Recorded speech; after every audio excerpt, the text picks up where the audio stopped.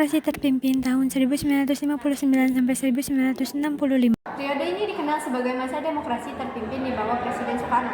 Alasan Indonesia pada periode 1959 sampai 1965 yang pertama karena penolakan terhadap imperialisme dan kolonialisme Barat. Soekarno menilai negara Barat sebagai kekuatan imperialisme. Indonesia pernah dijajah dan Belanda menimbulkan sikap anti-Barat.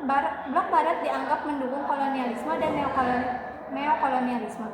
Dukungan Blok Timur terhadap Indonesia, Uni Soviet dan Tiongkok banyak memberi bantuan ekonomi dan militer, sangat membantu Indonesia dalam pembebasan Irian Barat. 3. Pengaruh PKI atau Partai Komunis Indonesia. PKI berkembang pesat dan menjadi salah satu partai terbesar di dunia. PKI dekat dengan ideologi komunis dan Soekarno menjalankan konsep Nasakom atau nasionalis agama komunis. Konfrontasi Indonesia-Malaysia. Dan yang terakhir ada peran Indonesia di gerakan non-blok. Indonesia adalah pelopor gerakan non-blok, namun pada masa demokrasi terpimpin, sikap bebas menjadi kurang seimbang karena ketergantungan pada bantuan Blok Timur, retorika politik Soekarno yang keras terhadap bangsa Barat. Para pemimpin Perang Dingin 1959 sampai 1965.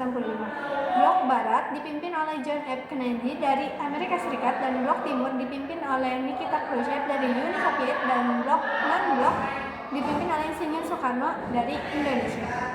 Negara-negara yang bersangkutan dalam Perang Dingin di Indonesia tahun 1959 sampai 1965. Di Blok Timur ada Uni Soviet, ada Republik Rakyat Tiongkok atau Cina, Kuba, dan Korea Utara.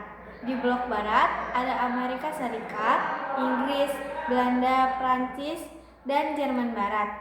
Di sebelah Asia atau gerakan non-blok ada India, Indonesia, Mesir, dan Yugoslavia. Pengaruh Perang Dingin terhadap bidang ekonomi, politik, sosial di Indonesia tahun 1959 sampai 1965.